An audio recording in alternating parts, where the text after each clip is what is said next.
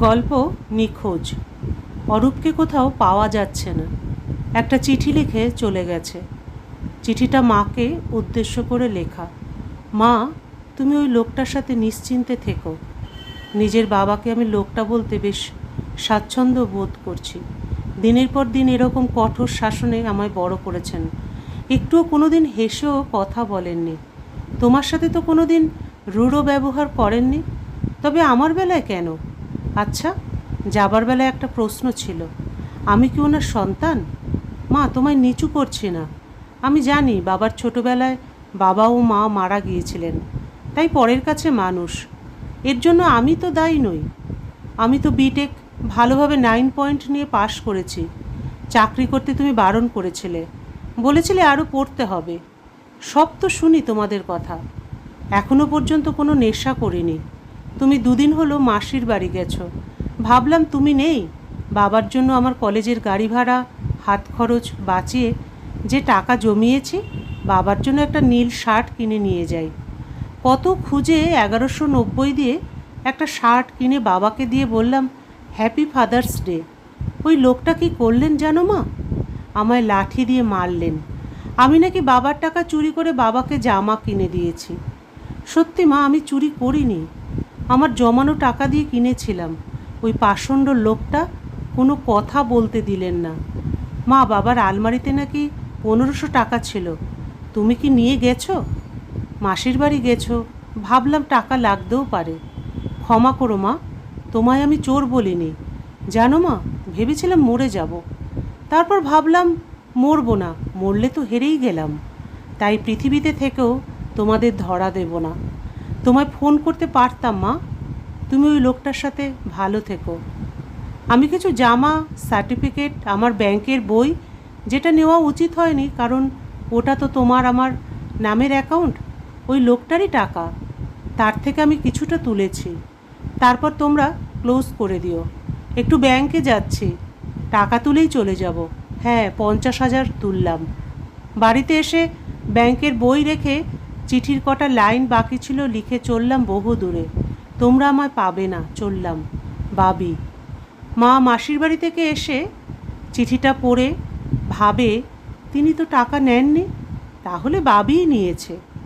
আবার আরও 50,000 নিয়েছে। পরক্ষণে ভাবে, অরূপ কোথায় গেল? ওর বাবা তাহলে মেরেছে, বেশ করেছে। ওরকম চোর ছেলেকে আমাদের দরকার নেই। কোথায় যাবে? সন্ধ্যায় বেরিয়েছে, ঠিক রাতে ফিরে আসবে। রাত 11টা বাজলো, ছেলে তো ফিরল না। বাবির বাবাও বাড়ি নেই। কিছুক্ষণ পর উনি ফিরতেই অরূপের মাকে জিজ্ঞাসা করে, অরূপ কোথায়? আজ আমি অরূপকে এত মেরেছি জানো বসুধা?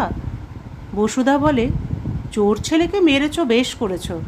না না বসুধা, আমাদের ছেলে চোর নয়।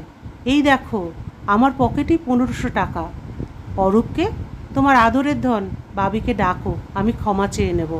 এটাই হবে আমার ফাদার্স ডেতে পাল্টা উপহার। বসুধা ছেলের চিঠিটা স্বামীকে দেয়। বাবি ওরফে অরূপ চেন্নাইতে বন্ধু বিমানের কাছে যায়।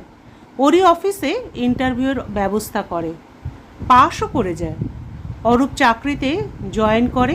বিটেক পড়ার সময় কলেজ থেকে কানাড়া ব্যাংকে জিরো ব্যালেন্সের বই করিয়েছিল, তাই ব্যাংকের বই করতে আর অসুবিধা হয়নি। অরূপ বন্ধুর সাথে ঘর শেয়ার করে থাকে। যখন প্রথম মাসের মাইনে পায়, অরূপের মায়ের কথা মনে পড়ে। চোখের কোণায় জল চিকচিক করে ওঠে। সেটা অরূপের বন্ধু লক্ষ্য করে। বিমান বলে, আমি তোর মায়ের সাথে লুকিয়ে দেখা করে আসব। মনে হয় সামনের মাসে আমার দিদির বিয়ে, তাই বাড়ি যাব। অরূপ মন দিয়ে কাজ করে।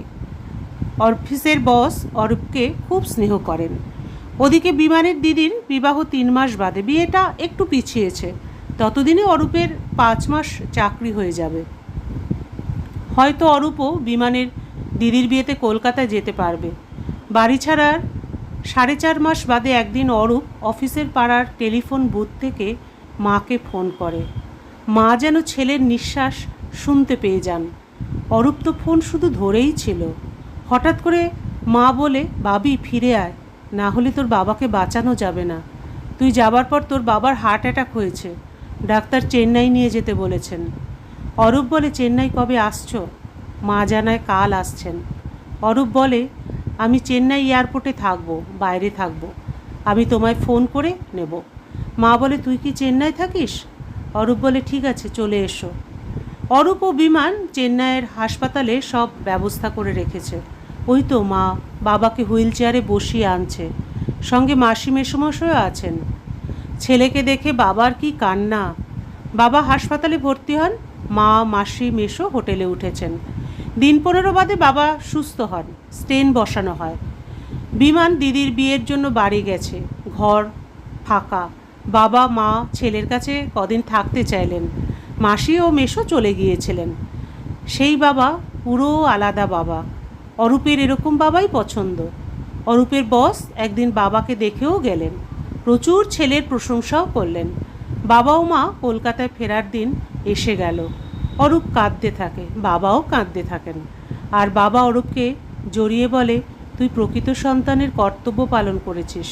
আমি বাবা হয়ে তোর ভালো বাবা হয়ে উঠতে পারিনি। অরূপ বাবাকে আদর করে বলে, আমার বাবাই পৃথিবীর সেরা বাবা। গল্পের সমাপ্তি এখানেই। আবার দেখা হবে পরবর্তী আরেকটি গল্পের সাথে।